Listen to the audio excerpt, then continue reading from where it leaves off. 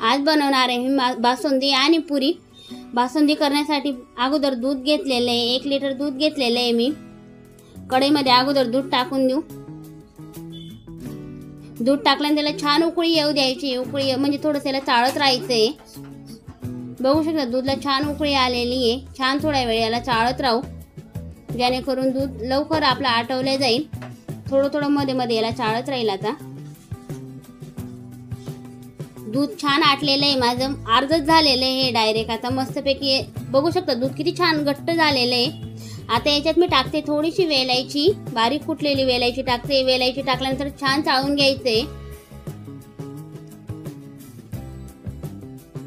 आता मी याच्यात टाकते फक्त फ्लेवर साठी थोडंसं कस्टर्ड पावडर टाकते, म्हणजे आईस्क्रीम सारखी आपल्याला चव लागेल म्हणून। थोडंसं कस्टर्ड पावडर टाकल्यानंतर अजून छान याला चाळून घ्यायचंय। तुम्हाला आवडत असेल तर टाका, नाही आवडत असेल तर नाही टाकायचं। हे टाकल्याने फ्लेवर छान लागतं, आईस्क्रीम सारखीच बासुंदी लागते। कस्टर्ड पावडर टाकल्यानंतर छान चाळत राहायचंय याला, नाहीतर याच्यामध्ये गाठा बांधल्या जातात।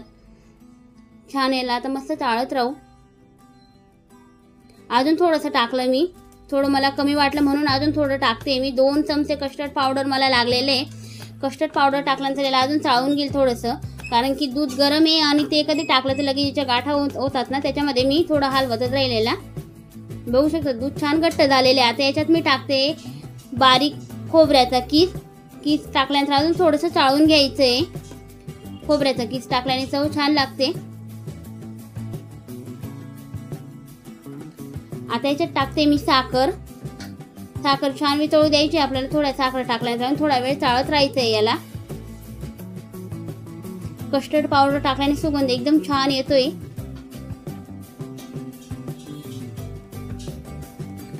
आता याच्यात मी टाकते काजू बदाम। तुम्हाला आवडत असेल तर टाका, नाही आवडत असेल तर नका टाका। काजू बदाम टाकल्यानंतर थोडंसं चाळून घ्यायचंय। बासुंदी माझी छान इथे घट्ट झालेली आहे। याला अजून थोडंसं उकळू द्यायचं आता मस्तपैकी।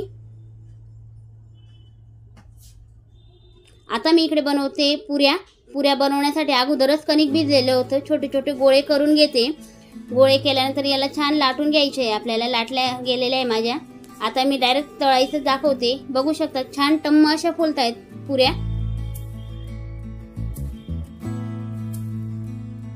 इकडे माझी बासुंदी तयार झालेली आहे। बासुंदी थोडी गार झाल्यानंतर अजून ती थोडी घट्ट वाटते। बघा किती छान दिसते बासुंदी, फ्लेवरही छान येतो कस्टर्ड पावडर टाकल्याने। इथे माझ्या बासुंदी आणि पुरी तयार झालेली। आमच्याकडे याला पापड्याही म्हणतात। व्हिडिओ आवडला चॅनलला लाईक सबस्क्राईब करा। भेटूया नेक्स्ट व्हिडिओ मध्ये। जय श्री श्याम।